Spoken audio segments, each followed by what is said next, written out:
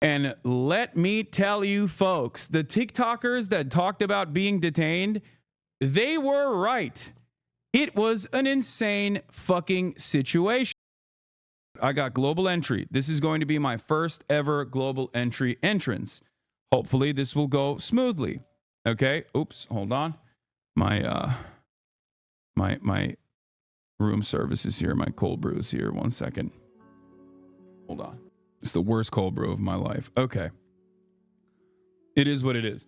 So, global entry. First time ever. Okay. First time ever getting into global entry. I got it after my brother yelled at me over and over again. Telling me you gotta get global entry, whatever. Right? I get to the global entry line and they're processing everybody expeditiously. You walk up, boom. You walk up, immediately they take your photo of your face and you walk in and there's a customs person there, cop there, just basically waves you. Okay? And they do that over and over again. It gets to me. Take a photo. Boom. Walk in. Instantly, the Customs and Border Patrol agent goes, "Step aside, sir." I was like, here we fucking go. All right. She goes, "Step aside, sir. An agent will come in and take you to another location." I was like, is that proper protocol? It's like, sometimes it happens. And I was like, okay. And I knew at that point, I was like, okay, I'm texting like family. I'm like, this is happening. I'm texting my manager. You know, I was basically I got Lolo on. I was like, listen, you know, I'm going in. All right. I'm freaking going in. It's who knows how long this will take? Who knows what will happen? And I had already heard like horror stories from people. There was like that one girl on TikTok that had talked about this. And I thought to myself, all right, it's done. It's happening to me as well. It is what it is. You know, M is real high. I'm about to say M is real high multiple times to get these guys off my back. So I'm waiting in the corner. This Latina ICE agent comes up, picks me up, takes me to this detention center. I sit down, fluorescent light bulbs, the whole nine. Okay. They have benches in the back of O'Hare Airport where there's like a detention area. Okay. There's a detention area. I'm sitting there. There's like a bunch of terrified families. Okay. There's an old lady in a wheelchair. There's like a mom and daughter behind me. There's some like random dude in front of me.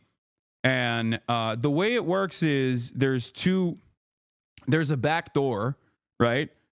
And they take your passport, they go to the back door. You don't know what the hell's going on in there, but they sometimes come out and they just say someone's name with their passport in their hands and they go, "You're clear to leave." So they basically, when they bring you to the detention area, they, I guess, do some kind of surveillance on your background to figure out if you are, if you're going to get harassed even further or if this level of harassment is fine.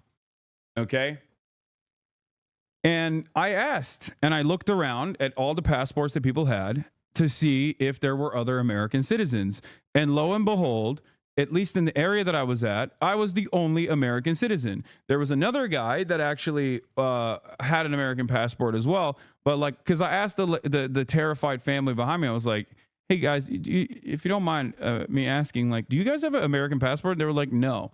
So it turns out it's just they're terrifying the shit out of mostly non-American citizens. Okay. But apparently they're also interested in trying to terrify American citizens as well. So they're just like coming in and out. They get this lady in a wheelchair out of there, which I thought was so insane. Old lady in a fucking wheelchair is in the ICE detention area, and they come out with their passport and they're like, "Here, you can leave." Okay. So that's one thing, right? Like, I've had secondary searches and stuff done to me before. I've had the I think it's called the quadruple S. Like, they put the SSSS on your boarding pass and you always get checked randomly when you get hit with that. Like, that's happened to me a lot in the past. I get GSR swabbed all the time. That stuff is normal. I've experienced that quite a bit. Okay. But this time I didn't even have the quadruple S on my boarding pass. So I was like, all right, it's probably fine. So I wait. Finally, this agent comes out, says, Hassan Piker. I'm like, that's me. Coming with me. I'm like, oh, brother, here we go. They take me to this back room. Okay. And the back room is not great. Everything, the back room is designed in the most hostile way I've ever been inside of a room. The vibes are really fucked back there. Everything is fluorescent light bulb, obviously, but they had these 2 seats that were firmly planted into the ground. Okay, they were complete metal. They were like tiny stools, very uncomfortable, with like braces on the side so you can handcuff someone to them. Okay, and there was also a seat for like a lawyer. So I sat down on the lawyer seat on the corner to establish dominance because I've watched too many JCS interrogation videos, and I knew I had to have command over the room. So I didn't sit in the cuck chair. Instead, I sat in the lawyer chair, and we got to talking. And let me tell you, folks, the TikTokers that talked about being detained, they were right. It was an insane fucking situation. So, it's very obvious that they knew exactly who the fuck I was. It's very obvious that they knew how to like navigate the conversation, and it was a really, really interesting conversation that took place. It was very cordial. Okay, it was very cordial, which I noticed. I thought it was strange how cordial it was, because I've had run-ins with like cops in the past. I've had run-ins with feds in the past. Well, I guess the FBI was very cordial as well when I had some talks with them in the past. But overall, I was not expecting CBP agents to be cordial. I will say that. Okay. Now, having said that, the entire process is supposed to be intimidating. So it's fucking bullshit. Like, suck my dick, cordial or whatever. Okay. I think they were being cordial because they wanted me to say something that was incriminating and say something that was enough to justify further detention from that point on.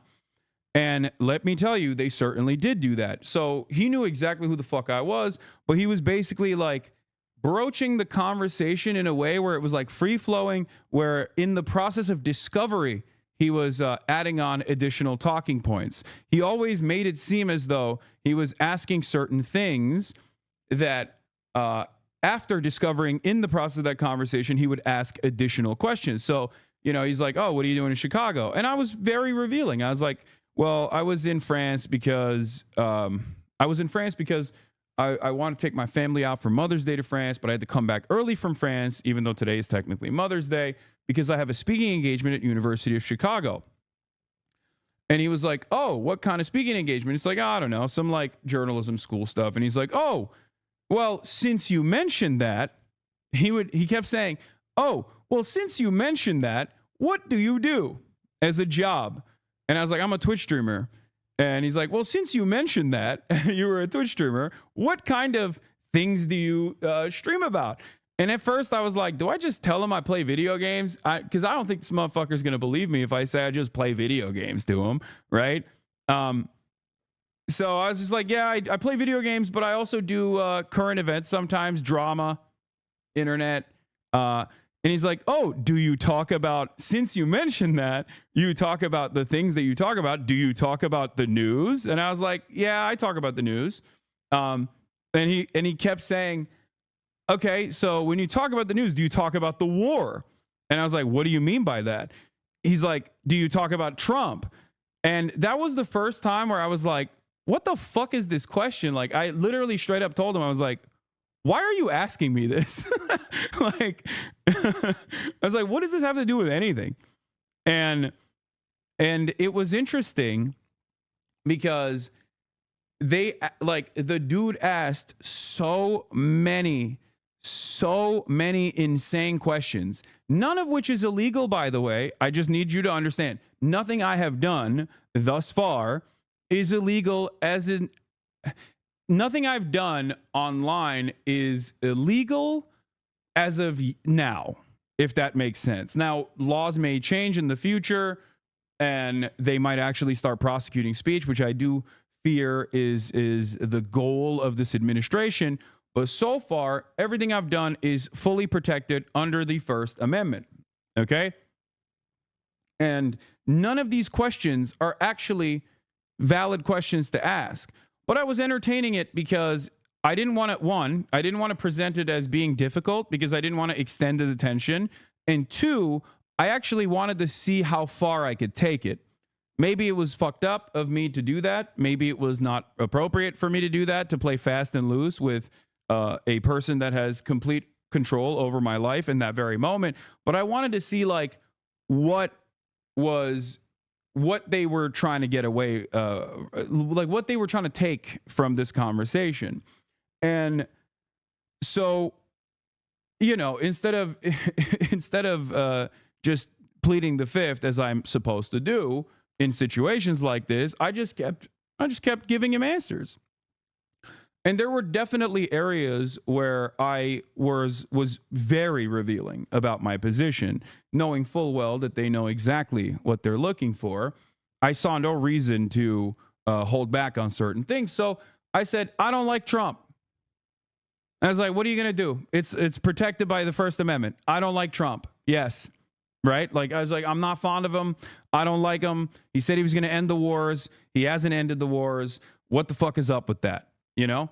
And the guy actually was very sympathetic. The agent was very sympathetic. And I don't know if it was like a JCS style interrogation technique to come across as sympathetic to like invoke some kind of positive feelings out of me in an effort to like get me to reveal something maybe that'll trip me up, or because he just genuinely was sympathetic and he had the vibes of someone who was like, I don't know why I'm doing this, right? But he was like, listen, I'm Iraqi, so I know. And let me tell you, I do think that him being Iraqi played a big role in this, because if he wasn't, there was a lot of fucking Redditor ass white boys that are at Customs and Border Patrol at O'Hare Airport. I saw them walk by. There was a dude who looked like he was like 25 max, but he was balding. And I knew immediately, if that motherfucker is my agent, I'm screwed. I'm going to CCOT. This dude is going to literally fucking cook me. So I got a little lucky. All right. I will admit. So basically, I think the reason why they sent the Iraqi CBP agent is because they bracket you into different categories. For me, they wanted to conduct an investigation about my involvement with Hamas and my involvement with the Houthis and they suspected my involvement with Hezbollah. Straight up. That's literally what this conversation was about.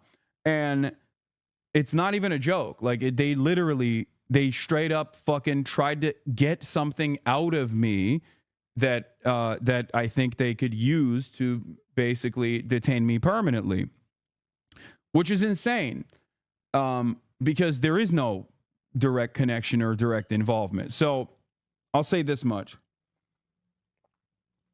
So we're talking. You know, I'm telling him like, oh, I'm Chicago. I'm going to be speaking there for the journalism school. I told him like, you know, I don't like Donald Trump. And I was like, so why are you guys doing this? And he's like, oh, it's just like routine. It's a routine process. I was like, it doesn't feel too routine. And basically my big fear from the entire situation was like, if they were to ask for my phone, not that there's anything incriminating on my phone, but I don't want the fucking federal government inside of my phone beyond all of the times where they probably have been engaging in like warrantless surveillance on my phone or whatever the fuck. I don't like, it's not your business. You know what I mean? It's none of your fucking business. So it's a goddamn free country. Like, there's privacy laws for this kind of shit, right?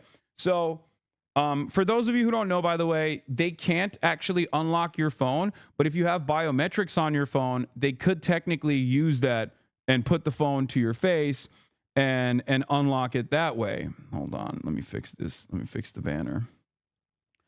So just so you know, they could technically do that, okay? They could technically do that, But there's a trick. Either you completely, either you get a burner phone when you're traveling internationally, or if you have your regular phone, you can just do a passcode by either canceling biometrics, or if you forgot to do so, if you forgot to cancel biometrics like your Face ID, what you can do is click it 5 times. If you click hold 5 times in a row, it will actually disable Face ID, and it will force you to put your passcode in. And because there are laws against like the agents not being able to force you to put your passcode in, they can't actually access your phone like that. Now, there's different methods of how they can access your phone. From what I understand, they can also put it on a computer and just like plug it into a machine, and the machine just basically takes all of the information in your phone. So it is what it is. I don't know if you can actually do that if your phone is on, but I was thinking about all these things. I had already unlocked the biometrics, like I disallowed biometrics, and it's a Faraday cage once you get into the detention center anyway, so you can't actually send any fucking text messages once you're in there. It's there's no access to the internet. But I'm sitting there and they're asking me about Trump. They're asking me about like Hamas, and he kept saying stuff. He kept saying stuff like, do you like Hamas? Like, do you support Hamas? Do you think Hamas is a resistance group? Do you think Hamas is a terrorist group or a resistance group? Like, he just kept asking over and over again, right? And I kept repeating the same statement over and over again. I kept saying, I kept saying a couple different things. One, in terms of like Israel and all the wars, I was like, I'm on the side of civilians. I want the endless bloodshed to end. I am a pacifist. I want wars to end. I just kept repeating that over and over again. Every single time he asked me a question, I just kept repeating that.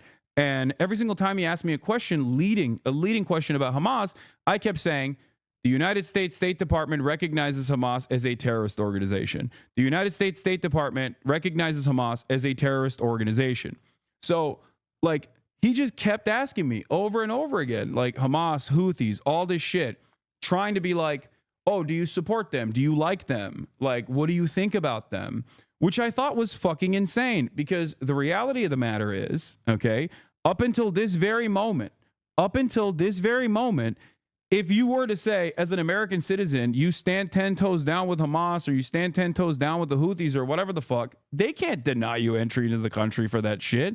But I don't know what the fuck they're trying to do. So I was like, I'm not going to go beyond it. I'm not going to go beyond just like reiterating over and over again. The American government's position is that Hamas is a terrorist organization. But then he just kept asking me about the Houthis. And at that point, I was like, listen. He's like, well, do you agree with the terrorist designation for the Houthis? And I said, I'm of the Brookings Institute mindset that in 2020, when Donald Trump initially designated the Houthis as a terror organization, that was a major mistake. I talk about these issues from an academic context with humanitarian rights organizations and with academics and with journalists. As a matter of fact, this is perfectly this is, completely protected under First Amendment laws. And therefore, I don't understand what the reason why we're having this conversation is. And I kept saying that over and over again, at which point he just like kind of gave up.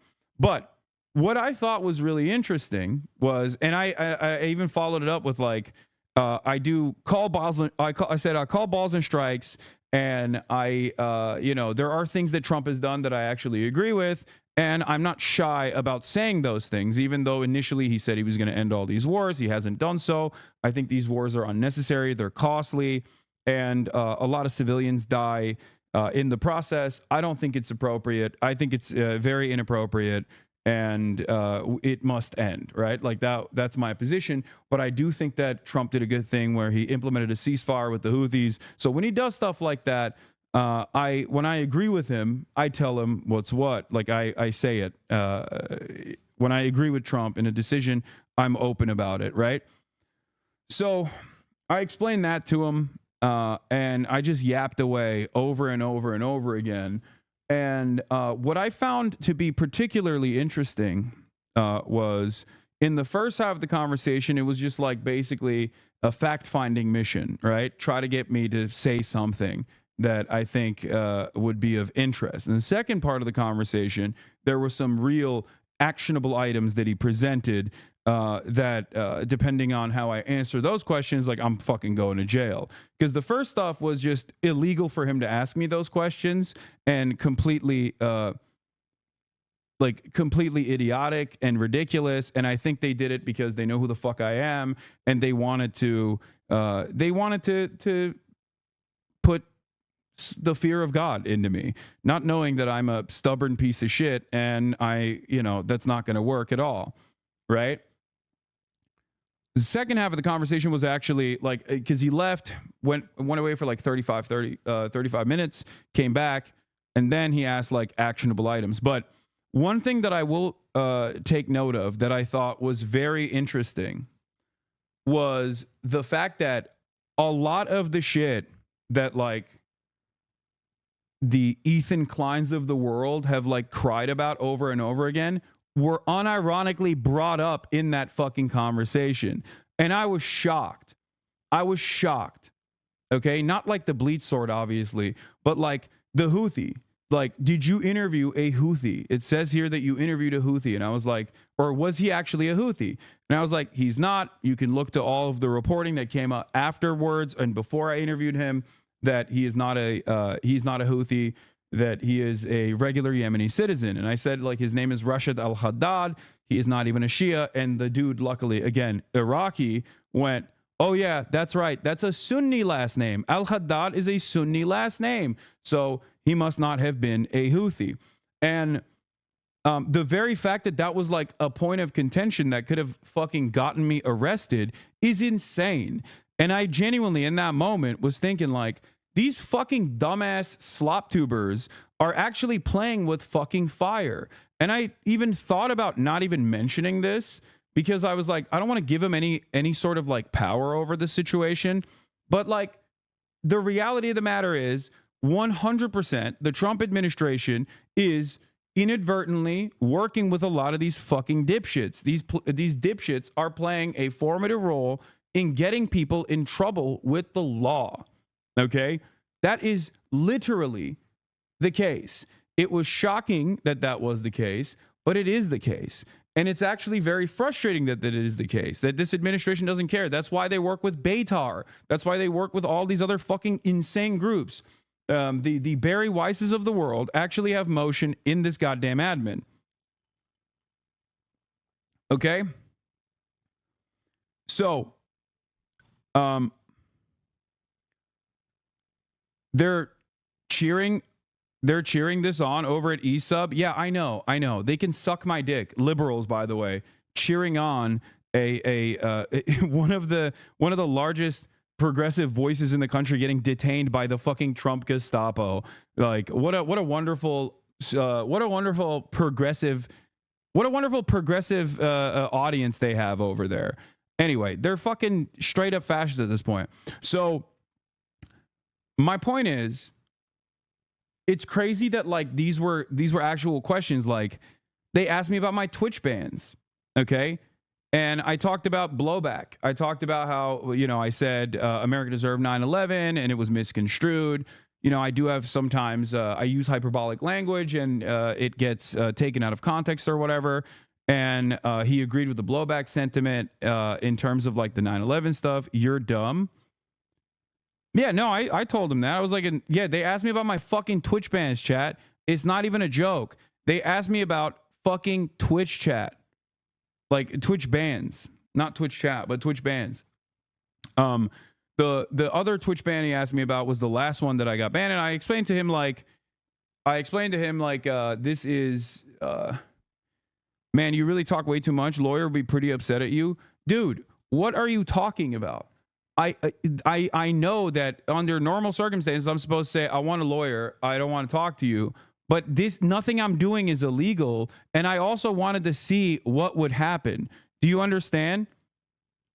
I wanted to see what would happen. I wanted to actually see this experience, which is why instead of immediately fucking lawyering up, I was like, no, I'm gonna entertain this. I'm gonna see what they actually are trying to get out of this. And I'm glad I did this because the reality of the matter is, one, I'm profoundly fucking privileged. Okay. Remember, I'm a public person. And also, I have enough money to be able to fight back against this sort of thing. And they know who the fuck I am. So obviously, the reason for why they're doing that is, I think, to try to create an environment of fear, to try to get people like myself, or at least like others that would be in my shoes that don't have that same level of security, to shut the fuck up. And for me, I'm going to use the privilege that I have in that moment to try and see what the fuck they're doing, okay? Because every single thing that they ask me, trying to get me to say something like, oh, I support Hamas or whatever, is literally not allowed. Like, they are not, what the fuck do you mean? Like, why is this denying me entry into the country of my birth? Like, this is my birthright. I'm an American citizen. You can't just stop me at the fucking border and be like, what's your opinion on Donald Trump? You're not allowed to enter the nation. Like, that's fucking bullshit. So, that was the first half. Like I said, they asked about the Twitch bans. They asked about like the Rick Scott statement. And I was like, listen, I don't, I laughed. I was like, I'm not calling for the assassination of a sitting senator. That'd be fucking insane. But instead, I explained to him, like, I was talking about the hypocrisy of the Republicans, blah, blah, blah. I explained away all that shit. And he was understanding. Then he went back and he came back. And the actionable items that came up afterwards was basically asking me about if I had ever been in contact with Hamas, if I had ever been in contact with the Houthis, directly or indirectly, if I had ever actually been in contact with Hezbollah, if I had actually ever offered financial support or logistics or any kind of support to Hamas, Hezbollah, or Houthis. They straight up asked me that. I laughed. I said, no, of course not. But yeah, that was, once again, these are questions that they're asking. But one thing that I thought was really interesting was, in the actionable side of things, they also asked, have you ever interviewed a member of Hamas? Have you ever had a communication or correspondence with a member of Hamas, Hezbollah, or the Houthis? Now, what's really fucking insane about that is that, as someone who works in media, sometimes I do actually do journalism, right? As I've maintained this position over and over again. And I said that I would, if given the opportunity, talk to someone that is a part of the Ansar Allah movement, a Houthi, or even Hamas, or even Hezbollah, right? I think that I have the right to do so. And what was interesting, you don't do journalism, you grift. I know, Chatter. That's why the fucking federal government is trying to arrest me. Yes, because I'm grifting too hard. That's what it is. Thank you. Yes, your fucking dumbass slop tuber is correct. I'm grifting. So what's interesting, asking that is a violation of prior restraint. So that part, like, those are the questions that are like actionable, right? Like, those are the ones that if you say, how do you even classify a member of Hamas? It's not like even Hamas issues passports. Yeah, it's ridiculous, right? But that is the part where they were like, if you answer yes to any of that, that's when, there's like actually illegal stuff in there. Having said that, there is one part of it that wasn't illegal, which is being in communications or being in contact with someone in Hamas. Like, that is a part of journalism you actually can do. It's fucking ridiculous. Like, you can interview ISIS. Like, what are we talking about? The notion that this would be an issue for the Customs and Border Patrol is fucking ridiculous, okay? I mean, Donald Trump is in contact with Hamas. He had a fucking envoy directly talk to Hamas a couple months prior. He's in direct contact with the fucking Houthis. Like, what are you talking about? And so is Dropsite. Like, the idea that this will deny you entry into the country is fucking bullshit. Like, what are we talking about? What do you mean? Like, what kind of insane double standard is there, right? And so that part was frustrating. And the interview interrogation, whatever you want to call it, that basically ended with me asking, like, so what is the purpose of this? Like, am I being detained? And because I was like, you know that I'm going to talk about this. I was like, a lot of people have talked about this like detainment structure. And he was like, yeah, people really exaggerate.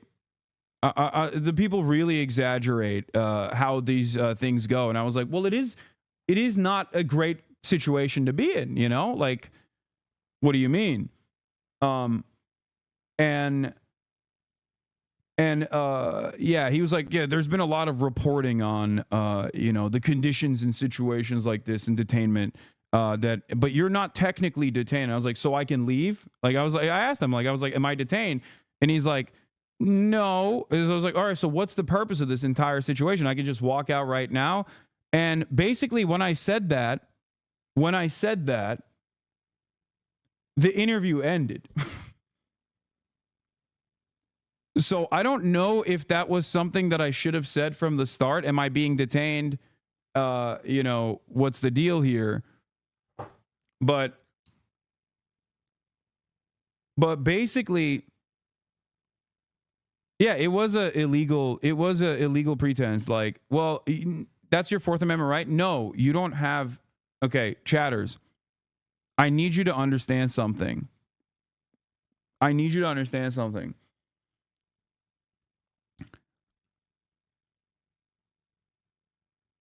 So after I said, am I being detained or whatever, he was like, no, well, he didn't like abruptly end it. He kept asking some questions, but it pretty much ended after that.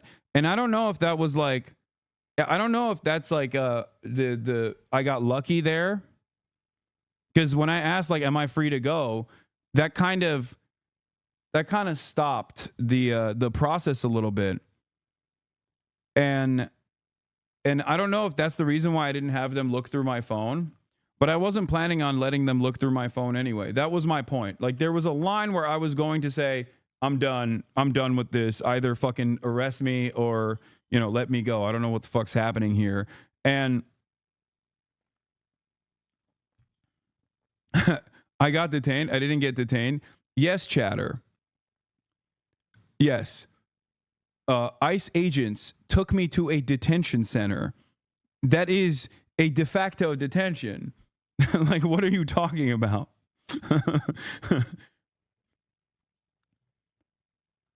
The total runtime of it was like 2 hours, which was definitely faster than I thought it was going to be, I will admit.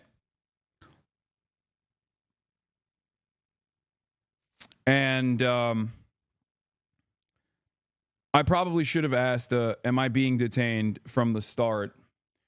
And I wonder what would have happened. But I basically asked him, like, do you think this is going to happen again? Right? I was like, is this going to happen again? Hold on. I asked, like, am I going to be detained in the future? And he said, maybe. And he gave me this piece of paper, this sheet from Homeland Security. What is DHS trip? Okay.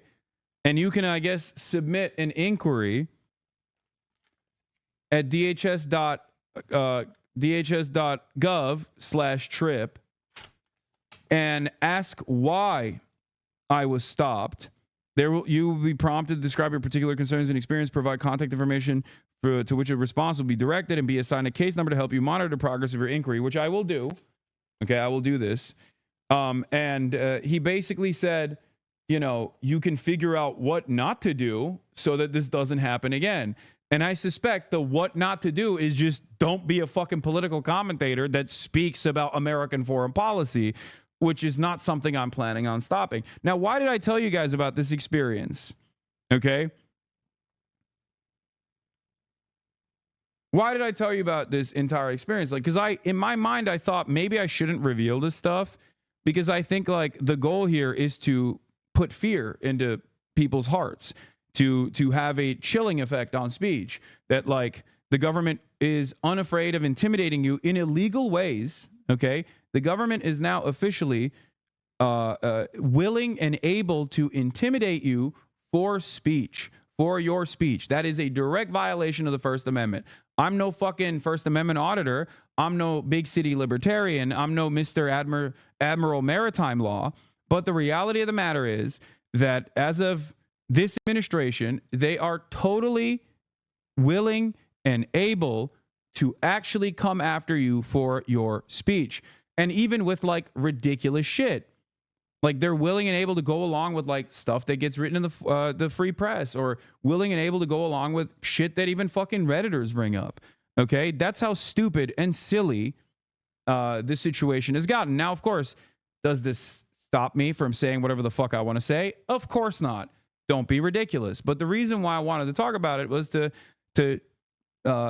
give you more insight into what the government is doing, and to speak out against this sort of stuff, because I do have a position of privilege here, and I want to make sure that, like, if they can do this to me, like, they probably are willing and able to do this to others as well. But you should know your rights, that you should not be fearful, and you should not worry, especially if you're an American citizen, that these guys are going to come after you and like arrest you or some shit.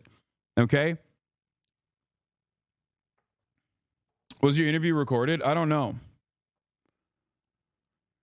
But it is pretty wild, I will say. As someone who's been held up in airports many times over, it was actually shocking. It was actually shocking that these guys totally fucking grabbed me, knowing exactly who I am, knowing that I will most likely talk about this, with the hopes that I think that they would at least stoke some fear and threaten people like myself, and then also threaten others as a byproduct of this. I mean, it backfired in my situation, but I hope this doesn't discourage others from speaking out as well. It's fucking bullshit. They don't have the right to do this, okay? They do not have a right to do this. If you don't already know, your ops are doing mass email campaigns to the feds to try and get this exact same thing to happen. Yeah, I know. They can suck my cock for all of my fucking dumbass ops. I think it's really crazy. I think it's really, really crazy that the government is willing and able to work with like genuine schizophrenic stalkers, whether they be Beitar or any other group. It is actually wild that they're willing and able to work with these people. It blows my mind. But, you know, that is where we're at. It also blows my fucking mind that there are people who see this kind of stuff and go, oh, that's wonderful. It's like swatting. But this time, it's a it's a federal swatting that we can do. We can get the federal agents to like jail people that my favorite content creator doesn't like. But the problem is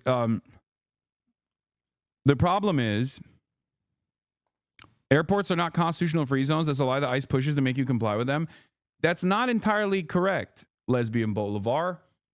There is precedent after years and years of there's years and years of precedent in post 9/11 war on terror world where they have actually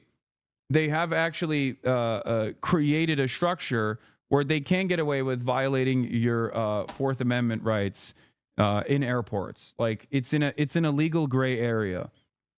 But yeah, here was Lolo. Overrules take DHS flagging and detaining one of U.S.'s largest left-wing voices for their political opinions, while the Trump admin suggests they might suspend habeas corpus, does not portend well for the future. Yeah, that's where we're at.